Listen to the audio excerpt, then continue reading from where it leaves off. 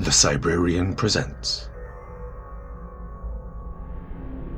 The Valley of the Worm by Robert E. Howard.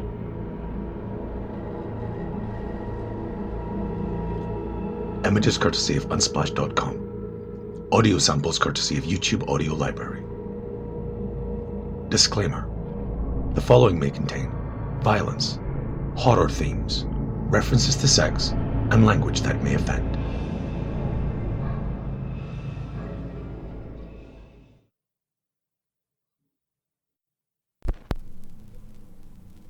Transcription vinyl disc.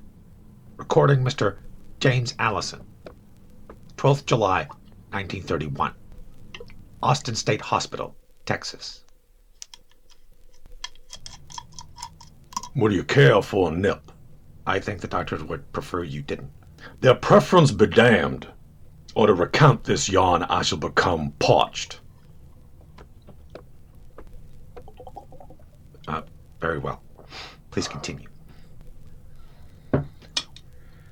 As is evident, I have been persecuted for speaking such things, but you asked, so I will tell you of Njord and the worm. You've heard the tale before in many guises, wherein the hero was named Tyr, or Perseus, or Siegfried, or Beowulf, or St. George. But it was Njord who met the loathly demonic thing that crawled hideously up from hell, and from which meeting sprang the cycle of hero tales that revolves down the ages until the very substance of the truth is lost and passes into the limbo of all forgotten legends. I know whereof I speak, for I was Njord. As I lie here awaiting death, which creeps slowly upon me like a blind slug, my dreams are filled with glittering visions and the pageantry of glory. It is not of the drab, diseased, racked life of James Allison I dream, but all the gleaming figures of the mighty pageantry that have passed before and shall come after. For I have faintly glimpsed not merely the shapes that come after, as a man in a long parade glimpses far ahead the line of figures that precede him winding over a distant hill, etched shadow-like against the sky. I am one and all the pageantry of shapes and guises and masks which have been, are, and shall be the visible manifestations of that elusive, intangible, but vitally existent spirit, now promenading under the brief temporary name of James Allison. Each man on earth, each woman, is part and all of a similar caravan of shapes and beings, but they cannot remember. Their minds cannot bridge the brief, awful gulfs of blackness which heave between those unstable shapes, and which spirit, soul, or ego in spanning shakes off its fleshy masks. I remember. Why I can remember is the strangest tale of all. But as I lie here, with death's black wings slowly unfolding over me, all the dim folds of my previous lives are shaken out before my eyes, and I see myself in many forms and guises: braggart, swaggering, fearful, loving, foolish, all that men have been or will be. I have been man in many lands and many conditions, yet, and here's another strange thing, my line of reincarnation runs straight down one unerring channel. I have never been any but a man of that restless race of men, once called Nordheimer, and later Aryans, and today by many names and designations. Their history is my history. From the first mewling wails of a hairless white ape cub in the wastes of the Arctic, to the death cry of the last degenerate product of ultimate civilization, in some dim and unguessed future age. My name has been Hjalmar, Tyr, Bragi, Bron, Horsa, Eric, and John. I strode red-handed through the desert streets of Rome, behind the yellow-maned Brennus. I walked through the violated plantations with Alaric and his Goths, when the flame of burning villas lit the land like day, and an empire was gasping its last under our sandaled feet. I waded, sword in hand, through the foaming surf from Hengist's galley to lay the foundations of England in blood and pillage. When Leif the Lucky sighted the broad white beaches of an unguessed world, I stood beside him in the bows of the dragon ship, my golden beard blowing in the wind.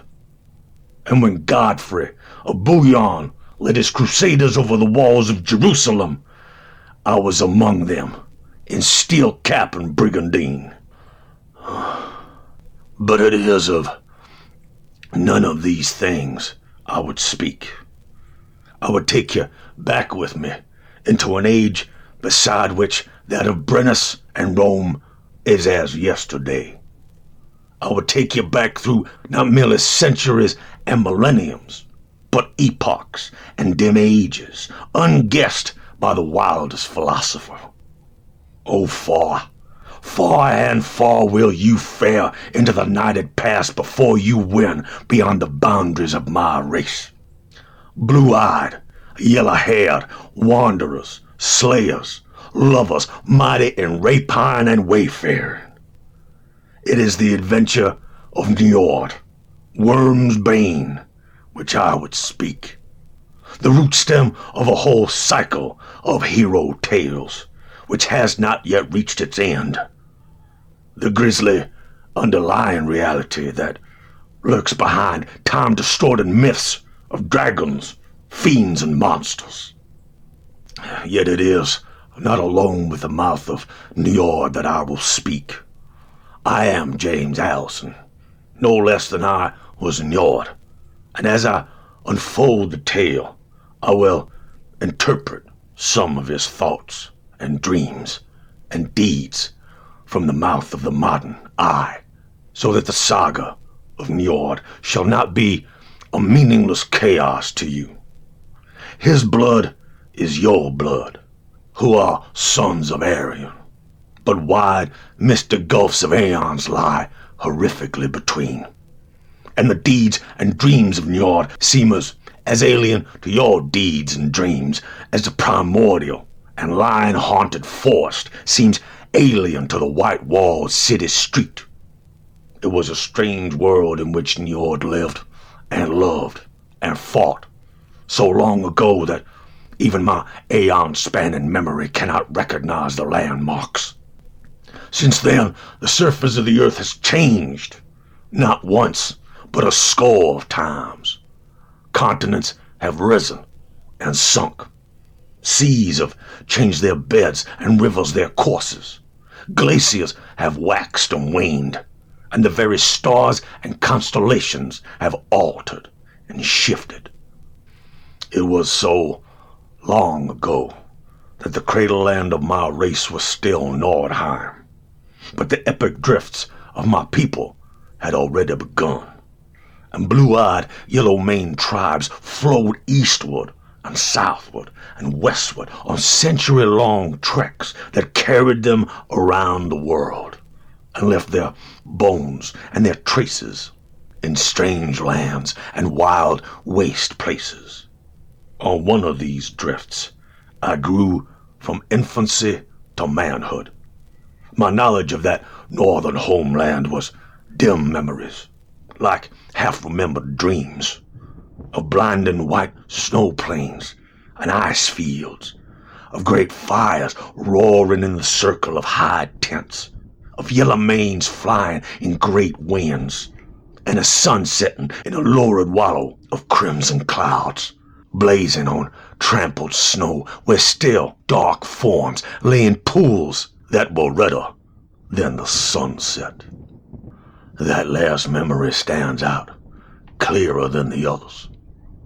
It was the field of Jotunheim, I was told in the later years, whereon had just been fought that terrible battle, which was the Armageddon of the Aesir folk, the subject of a cycle of hero songs for long ages, and which still lives today in dim dreams of Ragnarok and Götterdämmerung.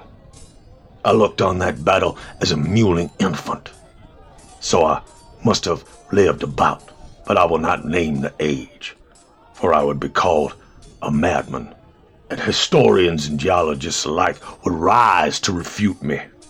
But my memories of Nordheim were few and dim, paled by the memories of that long, long trek upon which I spent my life. We had not kept to a straight course, but our tread had been forever southward.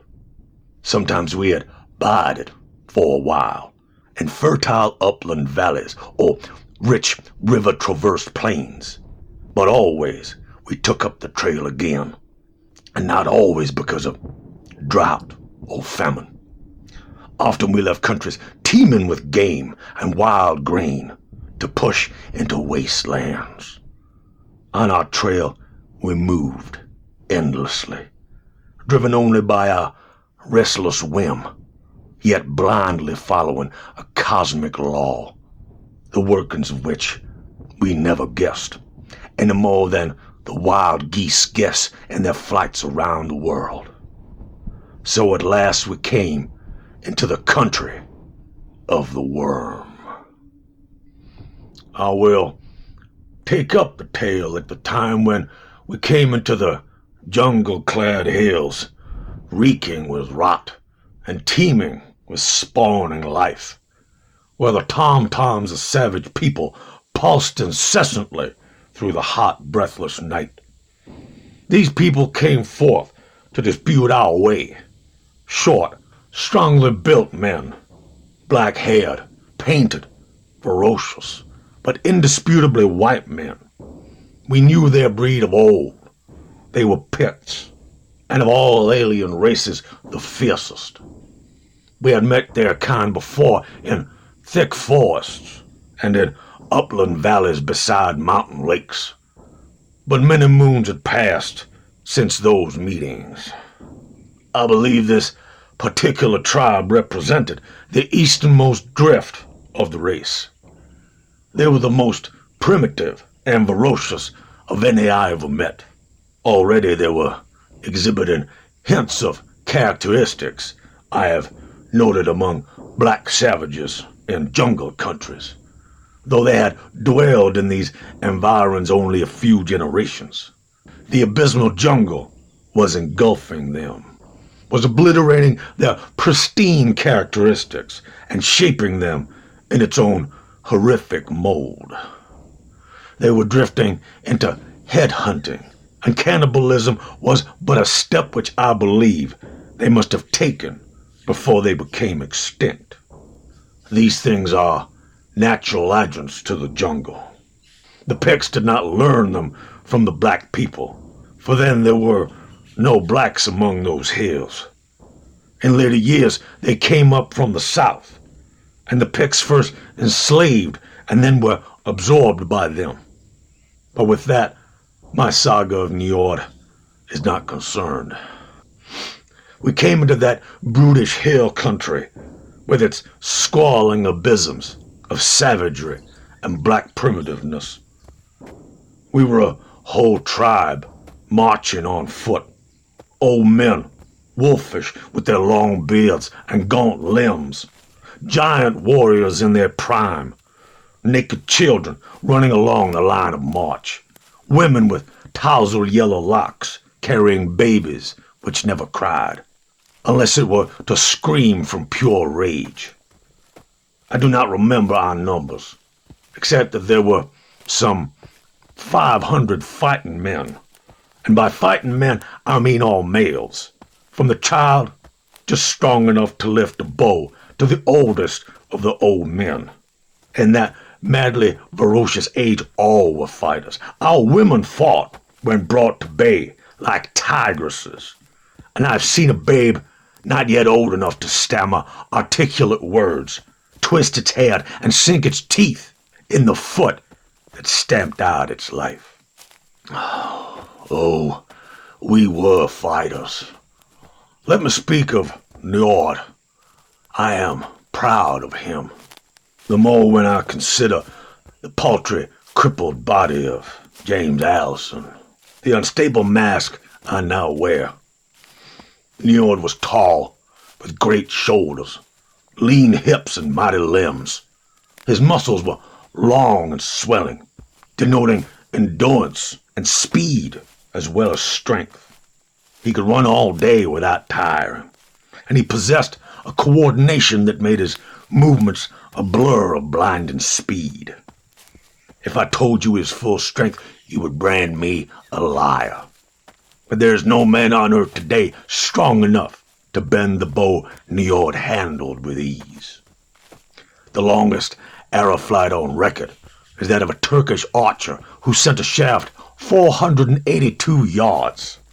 There was not a stripling in my tribe who could not have bettered that flight. As we entered the jungle country, we heard the tom-toms booming across the mysterious valleys that slumbered between the brutish hills, and in a broad, open plateau, we met our enemies. I do not believe these Picts knew us, even by legend, or they had never rushed so openly to the onset, though they outnumbered us. But there was no attempt at ambush. They swarmed out of the trees, dancing and singing their war songs, yelling their barbarous threats. Our heads should hang in their idle huts, and our yellow-haired women should bear their sons. Ha ha ha! By me, it was Njord who laughed at them, not James Allison. Just so we of the Aesir laughed to hear their threats. Deep, thunderous laughter from broad and mighty chests. Our trail was laid in blood and embers through many lands. We were slayers and ravishers, striding sword in hand across the world, and that these folks threatened us woke our rugged humor.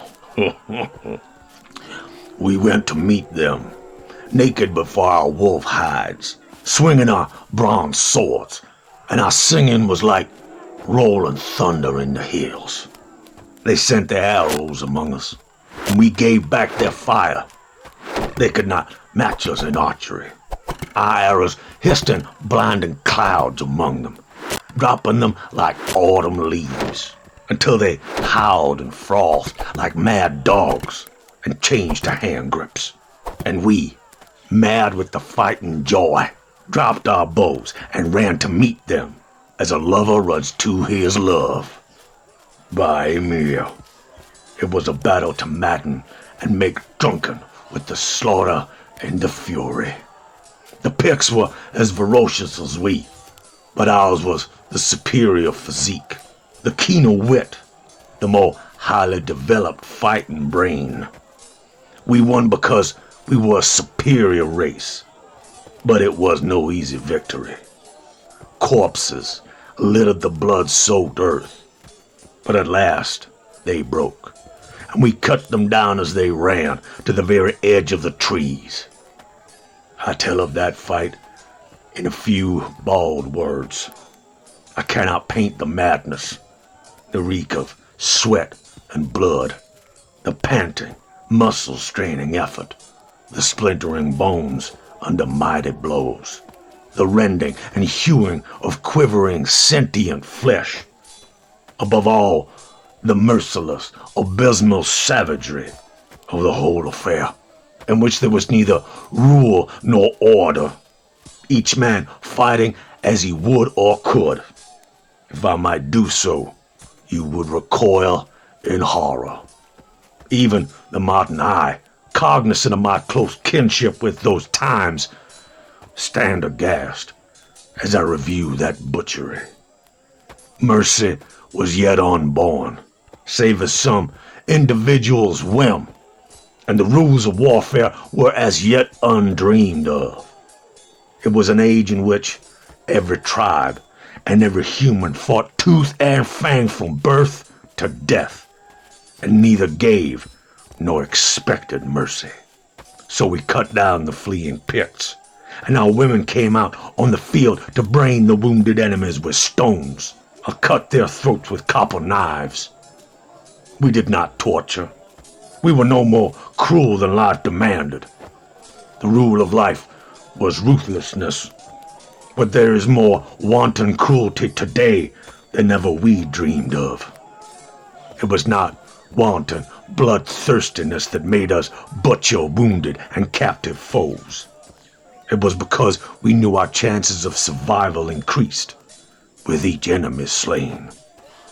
Yet there was, occasionally, a touch of individual mercy. And so it was in this fight. I had been occupied with a duel with an especially valiant enemy.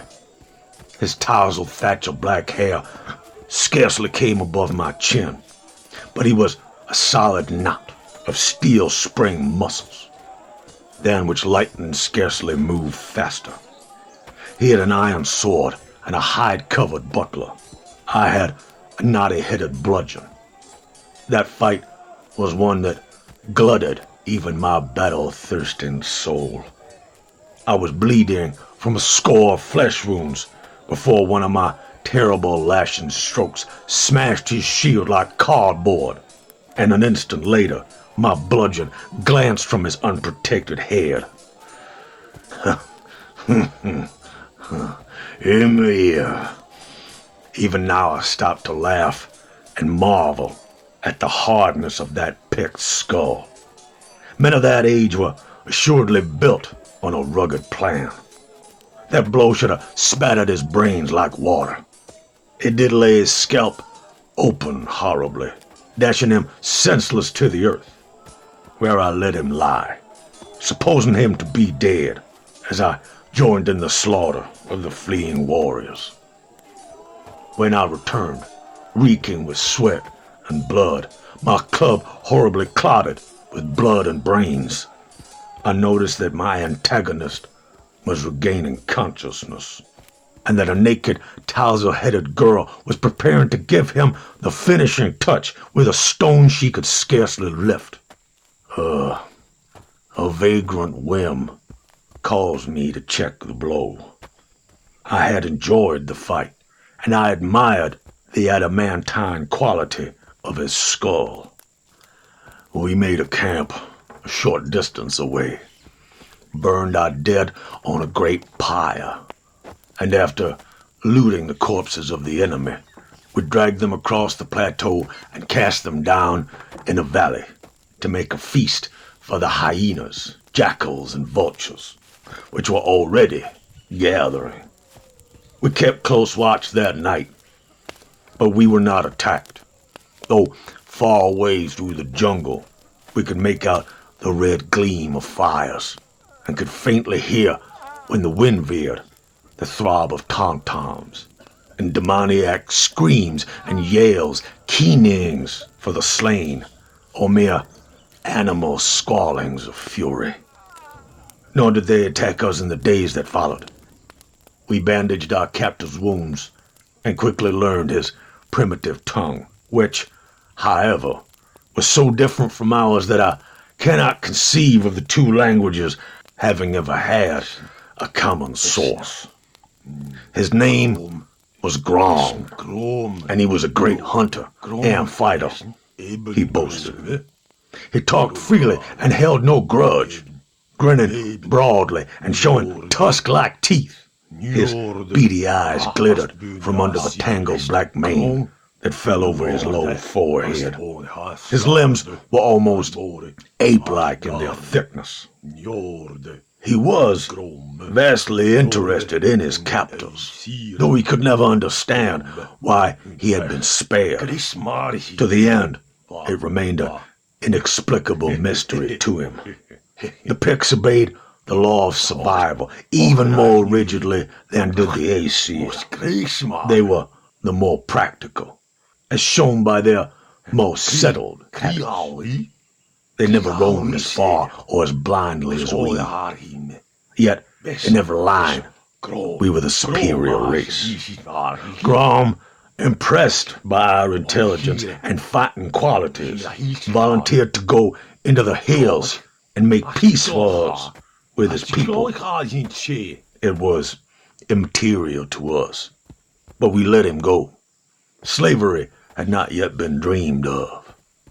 So Grom went back to his people, and we forgot about him, except that I went a trifle more cautiously about my hunting, expecting him to be lying in wait to put an arrow through my back. Then one day, we heard a rattle of tom-toms, and Grom appeared at the edge of the jungle, his face split in his gorilla grin, with the painted, skin-clad, feather-bedecked chiefs of the clans. Our veracity had awed them, and our sparing of Grom further impressed them. They could not understand leniency. Evidently, we valued them too cheaply to bother about killing one when he was in our power. So peace was made with much powwow, and sworn to with many strange oaths and rituals. We swore only to Ymir, and the Aesir never broke that vow, but they swore by the elements, by the idol which sat in the fetish hut where fires burned forever, and a withered crone slapped a leather-covered drum all night long, and by another being too terrible to be named. Then we all sat around the fires and gnawed meat bones and drank a fiery concoction they brewed from wild grain. And the wonder is that the feast did not end in a general massacre, for that liquor had devils in it and made maggots writhe in our brains.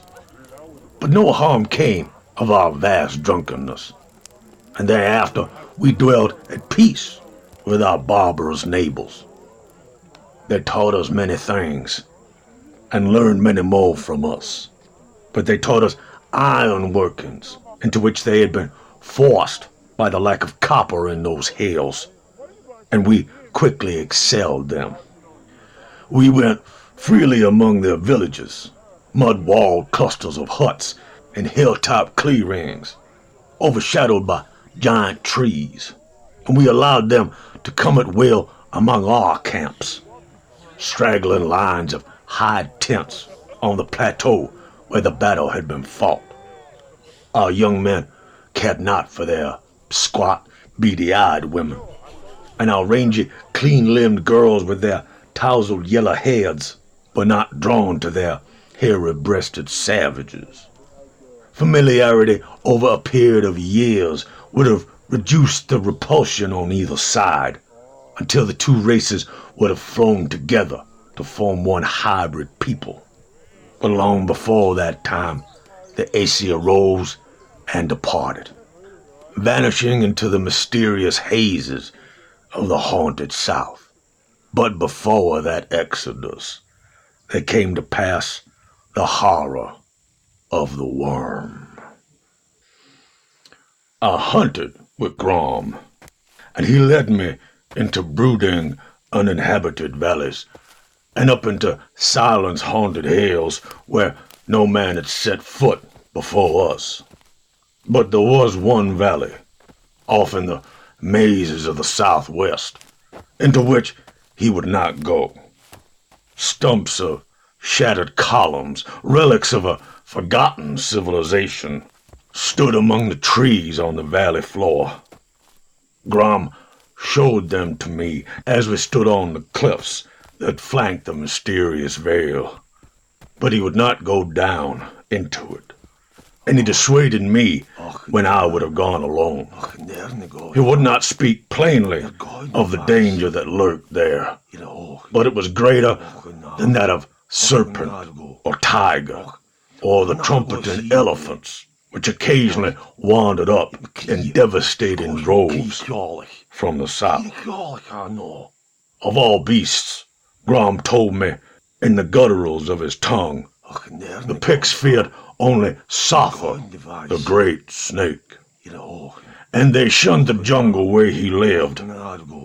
But there was another thing they feared, and it was connected in some manner with the Valley of Broken Stones, as the Picts called the crumbling pillars. Long ago, when his ancestors had first come into the country, they had dared that grim vale, and a whole clan of them had perished. Suddenly, horribly, and inexplicably. At least, Grom did not explain.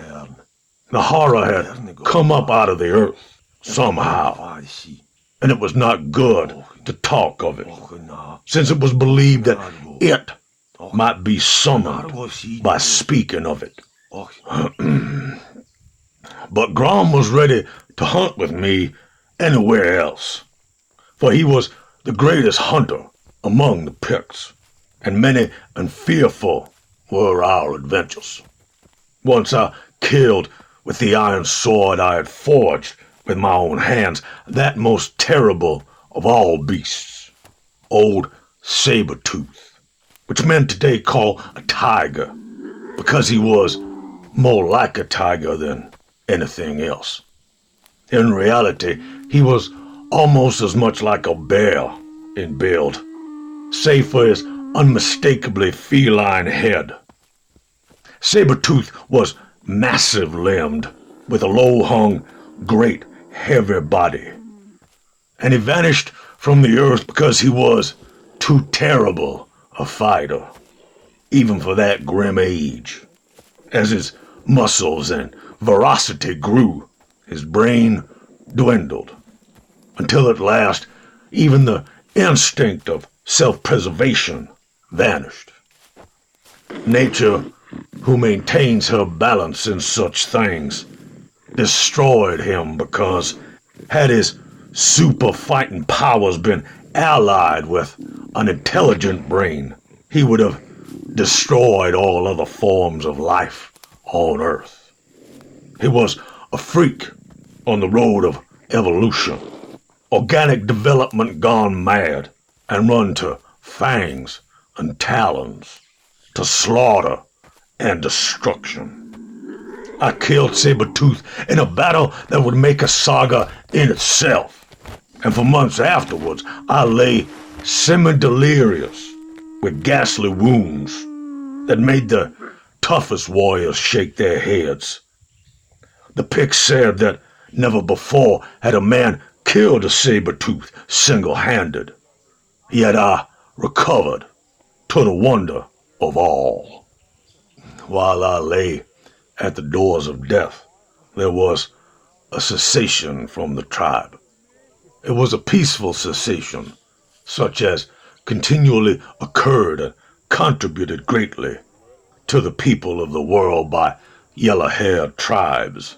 45 of the young men took themselves mates simultaneously and wandered off to found a clan of their own. There was no revolt.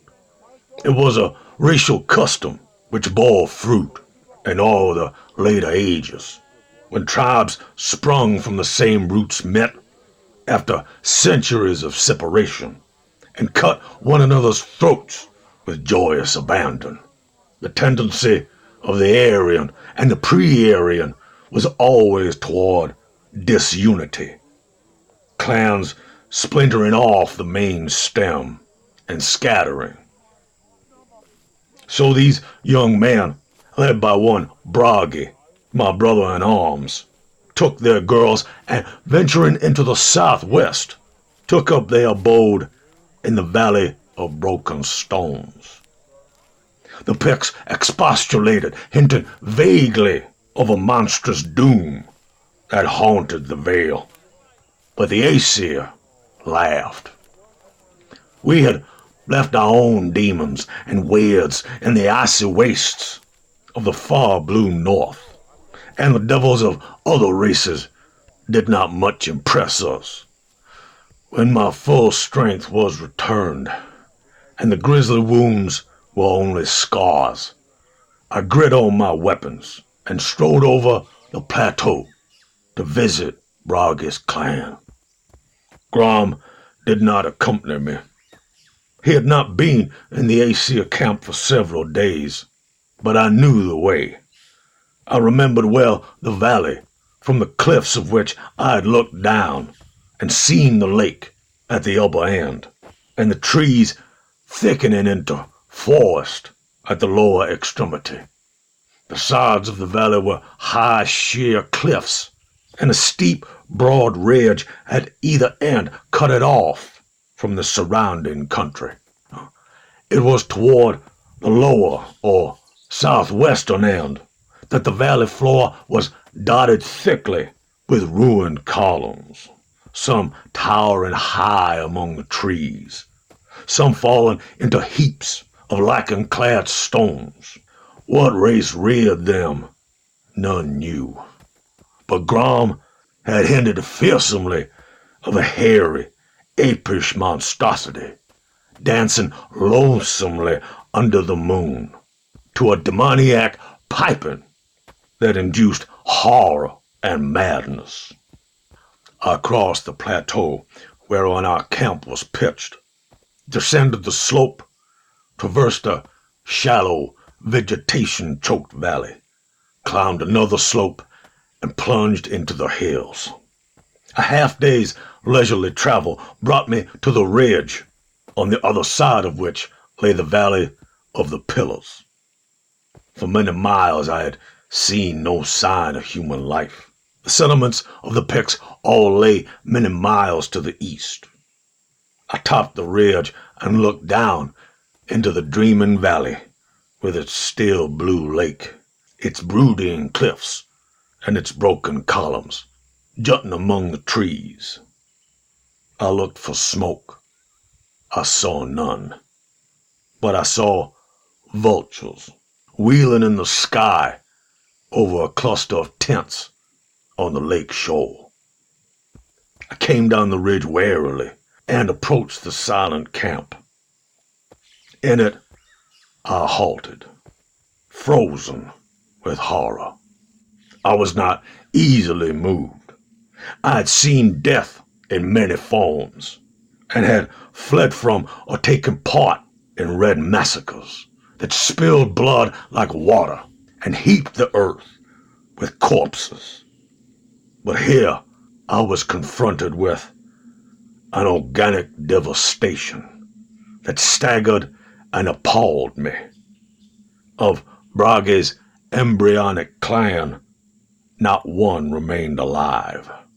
Not one corpse was whole. Some of the high tents still stood erect. Others were mashed down and flattened out, as if crushed by some monstrous weight, so that at first I wondered if a drove of elephants had stampeded across the camp. But no elephants ever wrought such destruction as I saw strewn on the bloody ground. The camp was a shambles, littered with bits of flesh and fragments of bodies, hands, feet, heads, pieces of human debris. Weapons lay about, some of them stained with a greenish slime like that which spurts from a crushed caterpillar.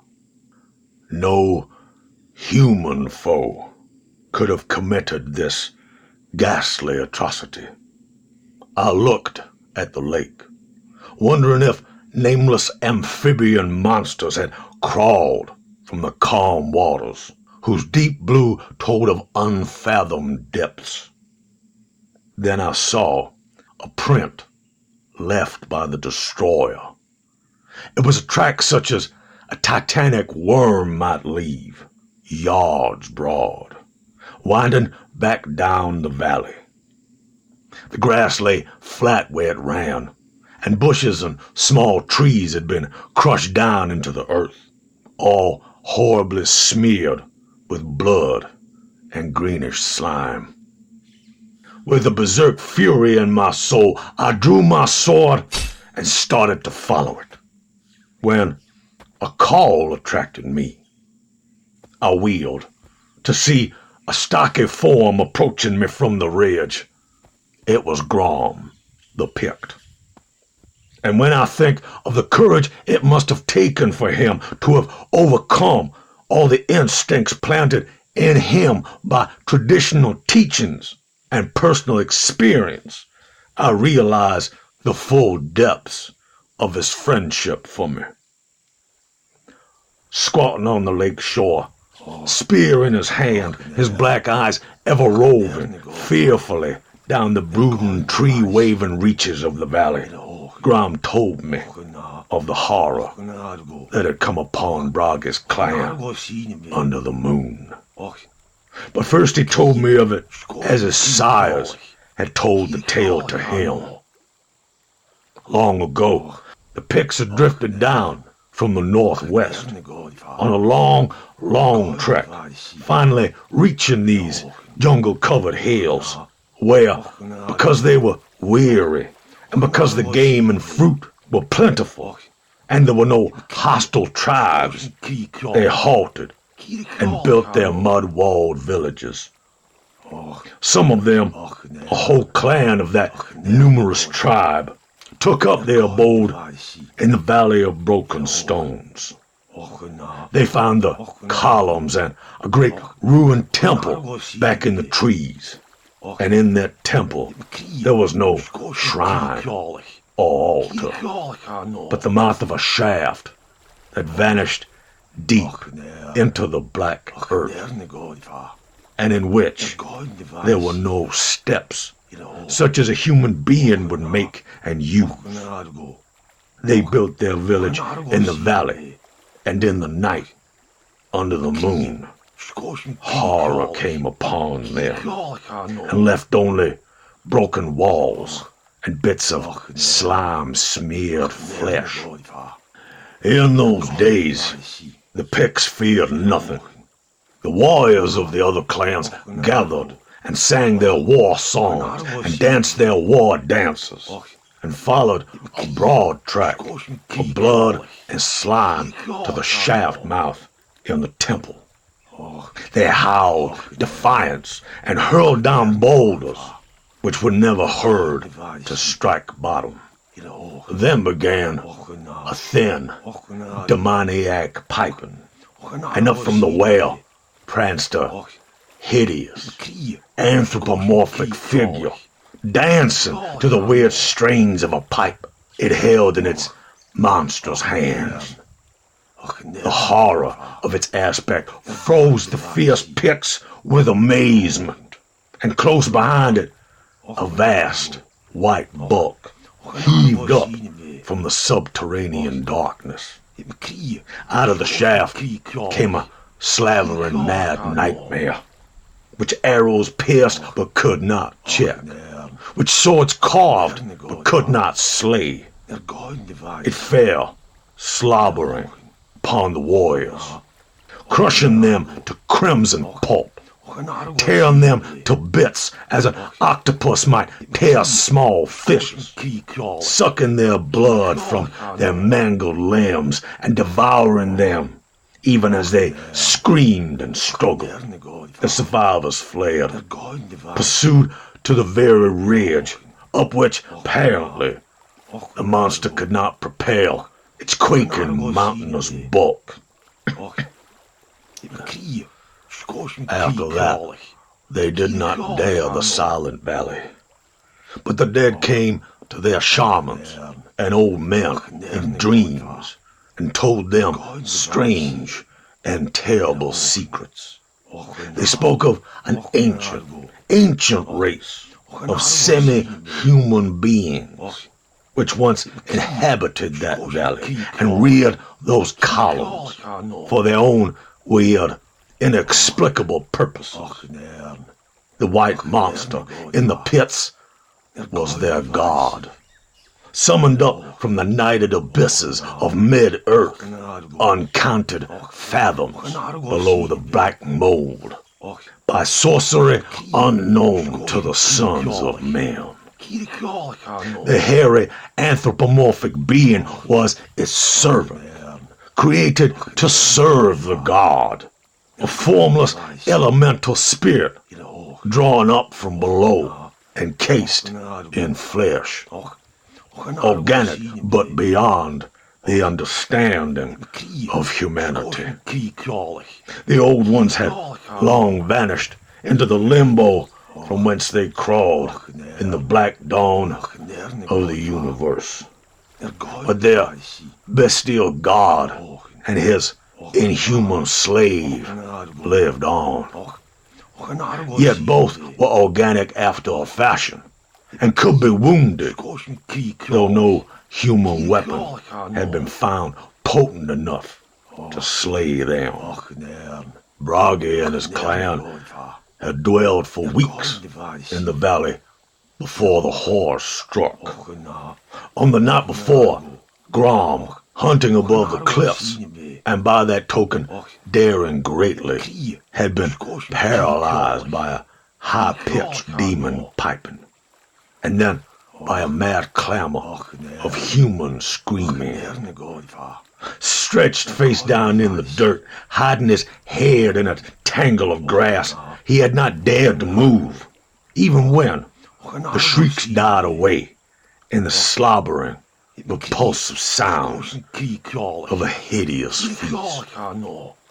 When dawn broke, he had crept, shudderingly, to the cliffs to look down into the valley, and the sight of the devastation, even when seen from afar, had driven him in yammering flight far into the hills. But it had occurred to him, finally, that he should warn the rest of the tribe, and returning on his way to the camp on the plateau, he had seen me entering the valley. So spoke Grom while I sat and brooded darkly, my chin on my mighty fist. I cannot frame in modern words the clan feelings that in those days was a living, vital part of every man and woman. In a world where talon and fang were lifted on every hand, and the hands of all men raised against an individual, except those of his own clan, tribal instinct was more than the phrase it is today. It was as much a part of a man as was his heart or his right hand. This was necessary, for only thus banded together in unbreakable groups could mankind have survived in the terrible environments of the primitive world. So now, the personal grief I felt for Bragi and the clean-limbed young man and laughing white-skinned girls was drowned in a deeper sea of grief and fury that was cosmic in its depth and intensity.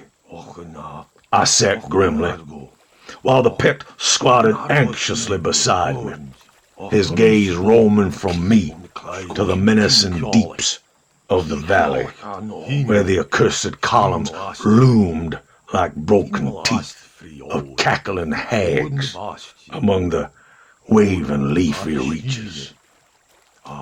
I, Njord, was not one to use my brain overmuch. I lived in a physical world, and there were old men of the tribe to do my thinking. But I was one of a race destined to become dominant, mentally as well as physically. And I was no mere muscular animal. So I sat there.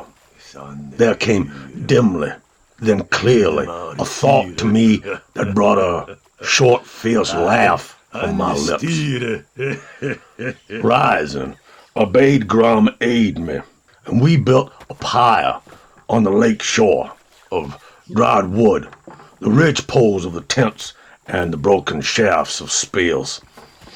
Then we collected the grisly fragments that had been parts of Froggy's band, and we laid them on the pile, and struck flint and steel to it. The thick, sad smoke crawled serpent-like into the sky, and turning to Grom, I made him guide me to the jungle, where lurked that scaly horror, Sather, the great serpent. Grom gaped at me. Not the greatest hunters among the Picts sought out the mighty crawling one, but my will was like a wind that swept him along my course, and at last he led the way. We left the valley by the upper end, crossing the ridge, skirting the tall cliffs, and plunged into the fastness of the south, which was peopled only by the grim denizens of the jungle. Deep into the jungle we went, until we came to a low-lying expanse, dank and dark, beneath the great creeper-festooned trees, where our feet sank deep into spongy silt, carpeted by rotting vegetation, and slimy moisture oozed up beneath their pressure. This, Grom told me, was the realm haunted by Sather. Let me speak of Sather. There's nothing like him on earth today, nor has there been for countless ages. Like the meat-eating dinosaur, like the old saber-tooth, he was too terrible to exist. Even then, he was a survival of a grimmer age, when life and its forms were cruder and more hideous. There were not many of his kind then, though they may have existed in great numbers in the reeking ooze of the vast jungle-tangled swamps still farther south. He was larger than any python of modern ages, and his fangs dripped with poison 1,000 times more deadly than that of a king cobra. He was never worshipped by the pure-blood Picts, though the blacks that came later deified him, and that adoration persisted in the hybrid race that sprang from the Negroes and their white conquerors. But to other peoples, he was the nadir of evil horror, and tales of him became twisted into demonology. So in later ages, Sather became the veritable devil of the white races. And the Stygians first worshipped, and then, when they became Egyptians, abhorred him under the name of Set, the old serpent. While to the Semites he became Leviathan and Satan. He was terrible enough to be a god, for he was a crawling death, and I had seen a bull elephant fall dead in his tracks from Sather's bite. I had seen him. I'd glimpsed him writhe in his horrific way through the dense jungle, and had seen him take his prey, but I had never hunted him. He was too grim, even for the slayer of old Saber-Tooth. But now I hunted him, plunging farther and farther into the hot, breathless reek of his jungle, even when friendship for me could not drive Grom farther. He urged me to paint my body and sing my death song before I advanced farther, but I pushed on, unheeding. In a natural runway that wound between the shouldering trees, I set a trap. I found a large tree, soft and spongy of fiber, but thick, bold, and heavy, and I hacked through its base close to the ground with my great sword, directing its fall so that when it toppled, its top crashed into the branches of a smaller tree, leaving it leaning across the runway. one end resting on the earth, the other caught in the small tree. Then I cut away the branches on the underside, and cutting a slim, tough sapling, I trimmed it and stuck it upright like a prop pole under the leaning tree. Then I cut away the tree which supported it. I left the great trunk poised precariously on the prop pole, to which I fastened a long vine as thick as my wrist. Then I went alone through that primordial twilight jungle until an overpowering, fetid odor assailed my nostrils, and from the rank vegetation in front of me, Satha reared up his hideous head, swaying lethally from side to side, while his forked tongue jetted in and out, and his great yellow, terrible eyes burned icily on me with all the evil wisdom of the black elder world that was when man was not. I backed away, feeling no fear, only an icy sensation along my spine, and Satha came sinuously after me, his shining 80-foot barrel rippling over the rotting vegetation in mesmeric silence. His wedge-shaped head was bigger than the head of the hugest stallion. His trunk was thicker than a man's body, and his scales shimmered with 1,000 changing scintillations. I was to Satha as a mouse is to a king cobra, but I was fanged as no mouse ever was. Quick as I was, I knew I could not avoid the lightning stroke of that great triangular head, so I dared not let him come too close. Subtly, I fled down the runway, and behind me, the rush of the great supple body was like the sweep of wind through the grass.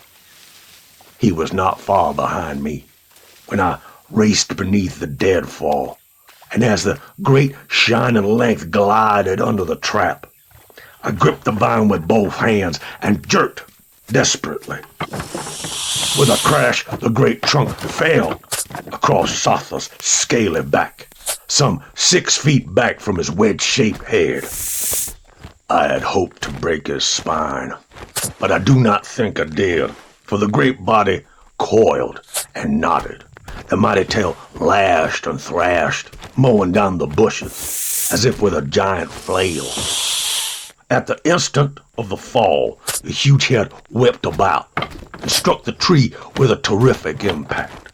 The mighty fangs sheared through bark and wood like scimitars. Now, as if aware he fought an inanimate foe, Satha turned on me, standing out of his reach. The scaly neck writhed and arched. The mighty jaws gaped, disclosing fangs a foot in length, from which dripped venom that might have burned through solid stone. I believe, what of his stupendous strength, that Satha would have writhed from under the trunk, but for a broken branch that had been driven deep into his side, holding him like a barb. The sound of his hissing filled the jungle, and his eyes glared at me with such concentrated evil that I shook despite myself. Oh, he knew it was I who had trapped him. Now I came as close as I dared, and with a sudden powerful cast of my spear transfixed his neck just below the gaping jaws, nailing him to the tree trunk.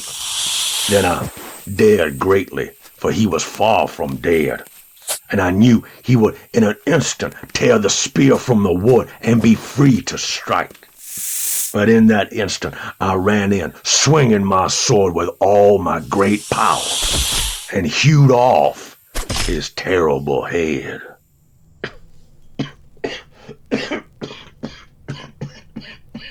Are you... I could fetch the doctor if you... Sit down, son. Let me finish. Doctors ain't no use anyhow. The heavings and contortions of Satha's prisoned form and life were naught to the convulsions of his headless length in death. I retreated, dragging the gigantic head after me with a crooked pole, and at safe distance from the lashing flying tail, I set to work. I worked with naked death then, and no man ever toiled more gingerly than did I. For I cut out the poison sacs at the base of the great fangs, and in the terrible venom I soaked the heads of 11 arrows, being careful that only the bronze points were in the liquid, which else had corroded away the wood of the tough shafts. While I was doing this, Grom, driven by comradeship and curiosity, came stealing nervously through the jungle. His mouth gaped as he looked on the head of Satha. For hours, I steeped the arrowheads in poison, until they were caked with a horrible green scum, and showed tiny flecks of corrosion where the venom had eaten into the solid bronze. I wrapped them carefully in broad, thick, rubber-like leaves, and then, though night had fallen and the hunting beasts were roaring on every hand, I went back through the jungle hills, Grom with me, until at dawn we came again to the high cliffs that loomed above the valley of broken stones. At the mouth of the valley, I broke my spear, and I took all the unpoisoned shafts from my quiver and snapped them. I painted my face and limbs as the Aesir painted themselves, only when they went forth to certain doom. And I sang my death song to the sun as it rose over the cliffs, my yellow mane blowing in the morning wind.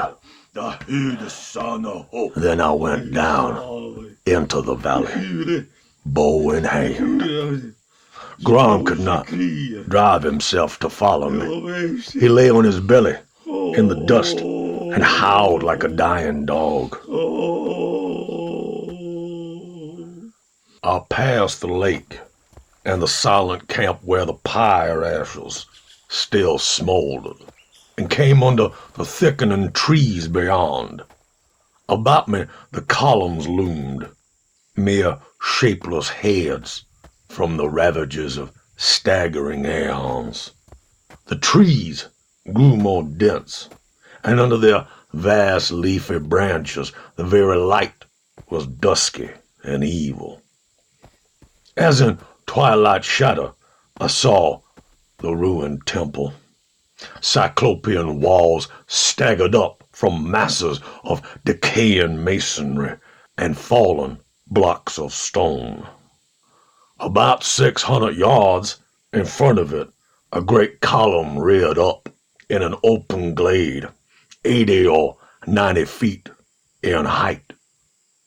It was so worn and pitted by weather and time that any child of my tribe could have climbed it, and I marked it and changed my plan.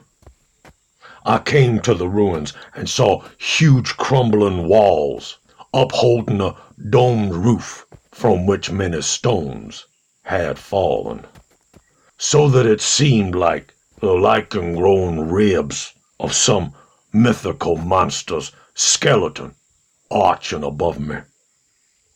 Titanic columns flanked the open doorway, through which 10 elephants could have stalked abreast. Once there might have been inscriptions and hieroglyphics on the pillars and the walls, but they were long worn away. Around the great room, on the inner side, ran columns in better state of preservation. On each of these columns was a flat pedestal, and some dim, instinctive memory vaguely resurrected a shadowy scene wherein black drums roared madly, and on these pedestals monstrous beings squatted loathsomely in inexplicable rituals rooted in the black dawn of the universe. There was no altar, only the mouth of a great well-like shaft in the stone floor, with strange, obscene carvings all about the rim. I tore great pieces of stone from the rotting floor and cast them down the shaft, which slanted down into utter darkness. I heard them bound along the side, but I did not hear them strike bottom. I cast down stone after stone, each with a searing curse, and at last I heard a sound. It was not the dwindling rumble of the falling stone. Up from the well floated a weird demon piping that was a symphony of madness. Far down in the darkness, I glimpsed the faint, fearful glimmering of a vast white bulk. I retreated slowly as the piping grew louder, falling back through the broad doorway. I heard a scratching, scrambling noise, and up from the shaft and out of the doorway, between the colossal columns, came a prancing, incredible figure. It went erect like a man, but it was covered with fur. That was the shaggiest where its face should have been. If it had ears, nose, and a mouth, I did not discover them. Only a pair of staring, red eyes leered from the furry mask. Its misshapen hands held a strange set of pipes, on which it blew weirdly as it pranced toward me with many a grotesque caper and leap.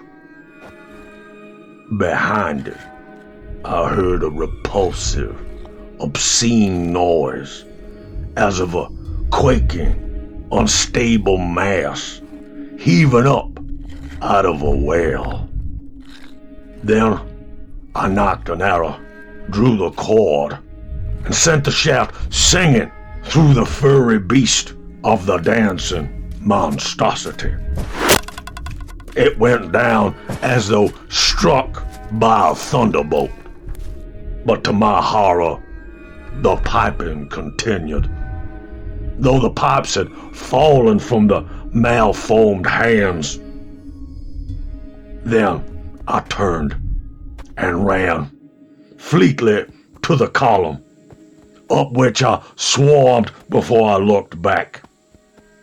When I reached the pinnacle, I looked, and because of the shock and surprise of what I saw, I almost fell from my dizzy perch. Out of the temple, the monstrous dweller in the darkness had come, and I, who had expected a horror, yet cast in some terrestrial mold, looked on the spawn of a nightmare. From what subterranean hell it crawled in the long ago I know not, nor what black age it represented, but it was not a beast as humanity knows beasts. I call it a worm, for lack of a better term. There is no earthly language that has a name for it. I can only say that it looked somewhat more like a worm than it did an octopus, a serpent, or a dinosaur. It was white and pulpy, and drew its quaking bulk along the ground, worm fashion, but it had wide, flat tentacles, and fleshy feelers, and other agents, the use of which I am unable to explain. and it had long proboscis, which it curled and uncurled like an elephant's trunk. Its 40 eyes, set in a horrific circle, were composed of thousands of facets of as many scintillant colors, which changed and altered in never-ending transmutation. But through all interplay of hue and glint, they retained their evil intelligence. Intelligence there was behind those flickering facets, not human nor yet bestial, but a night-born demoniac intelligence, such as men in dreams vaguely sense, throbbing titanically in the black gulfs outside our material universe. In size, the monster was mountainous. Its bulk would have dwarfed a mastodon. But even as I shook with the cosmic horror of the thing, I drew a feathered shaft to my ear and arched it, singing on its way. Grass and bushes were crushed flat as the monster came towards me like a moving mountain, and shaft after shaft I sent with terrific force and deadly precision. I could not miss so huge a target. The arrows sank to the feathers, or clear out of sight in the unstable bulk, each bearing enough poison to have stricken dead a bull elephant. Yet on it came, swiftly, appallingly, apparently heedless of both the shafts and the venom in which they were steeped. And all the time, the hideous music played, a maddening accompaniment, winding thinly from the pipes that lay untouched on the ground. My confidence faded. Even the poison of Satha was futile against this uncanny being. I drove my last shaft almost straight downward into the quaking white mountain. So close was the monster under my perch. Then, suddenly, its color altered. A wave of ghastly blue surged over it, and the vast bulk heaved in earthquake-like convulsions. With a terrible plunge, it struck the lower part of the column, which crashed to falling shards of stone. But even with the impact, I leapt far out and fell through the empty air, full upon the monster's back. The spongy skin yielded and gave beneath my feet, and I drove my sword hilt deep, dragging it through the pulpy flesh, ripping a horrible yard-long wound from which oozed a green slime. Then a flip of a cable-like tentacle flicked me from the Titan's back and spun me 300 feet through the air to crash among a cluster of giant trees. The impact must have splintered half the bones in my frame, for when I sought to grasp my sword again and crawl anew to the combat, I could not move hand or foot. I could only writhe helplessly with my broken back. But I could see the monster, and I knew that I had won, even in defeat. The mountainous bulk was heaving and billowing. The tentacles were lashing madly, the antenna writhing and nodding, and the nauseous whiteness had changed to a pale and grisly green. It turned ponderously and lurched back toward the temple, rolling like a crippled ship in a heavy swell. Trees crashed and splintered as it lumbered against them. I wept with pure fury because I could not catch up my sword and rush in to die, glutting my berserk madness in mighty strokes. But the worm god was death-stricken and needed not my futile sword.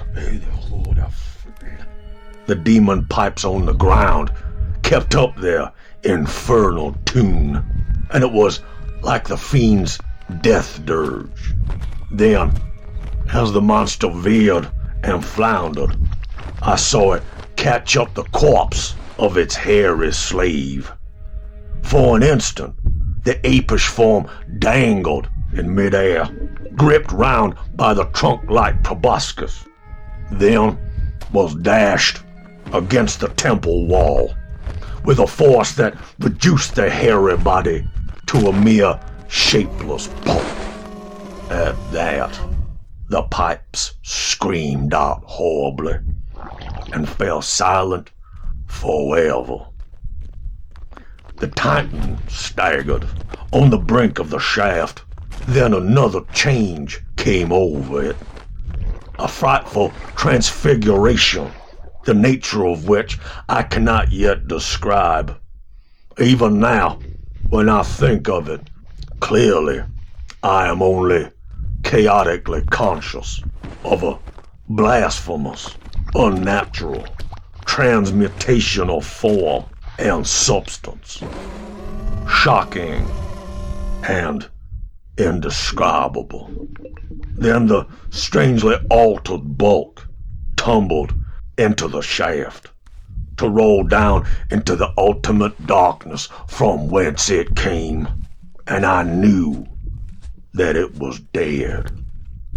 As it vanished into the well with a rending, grinding groan, the ruined walls quivered from dome to base. They bent inward and buckled with deafening reverberation. The columns splintered, and with a cataclysmic crash, the dome itself came thundering down. For an instant, the air seemed veiled with flying debris and stone dust, through which the treetops lashed madly, as in a storm or an earthquake convulsion. Then all was clear again, and I stared, shaking the blood from my eyes. Where the temple had stood, there lay only a colossal pile of shattered masonry and broken stones, and every column in the valley had fallen to lie in crumbling shards. In the silence that followed, I heard Grom wailing a dirge over me. I bade him lay my sword in my hand, and he did so, and bent close to hear what I had to say, for I was passing swiftly. Let my tribe remember, I said, speaking slowly. Let the tale be told from village to village, from camp to camp, from tribe to tribe, so that men may know that not man nor beast nor devil may prey in safety on the golden-haired people of Asgard. Let them build me a cairn where I lie, and lay me therein with my bow and sword at hand to guard this valley forever. So if the ghost of the god I slew comes up from below, my ghost will ever Be ready to give it battle. And while Grom howled and beat his hairy breast, death came to me in the valley of the worm.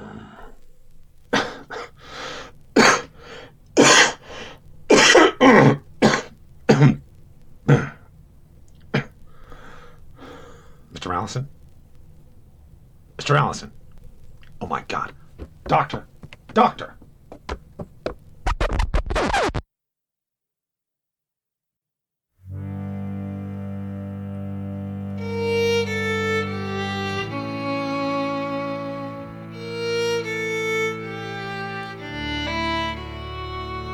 Thank you for listening.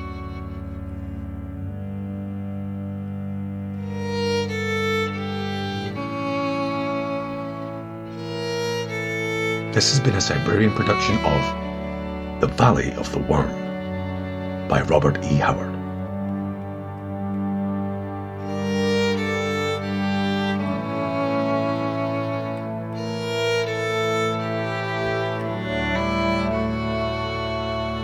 For updates, follow Vane Studios on Facebook, Twitter, and Instagram. Images courtesy of Unsplash.com. Audio samples courtesy of YouTube Audio Library. Please like, comment, share, subscribe, and hit the notification bell of the Cybrarian YouTube channel. And if you're feeling generous, buy us a coffee to support our work. All links in the description.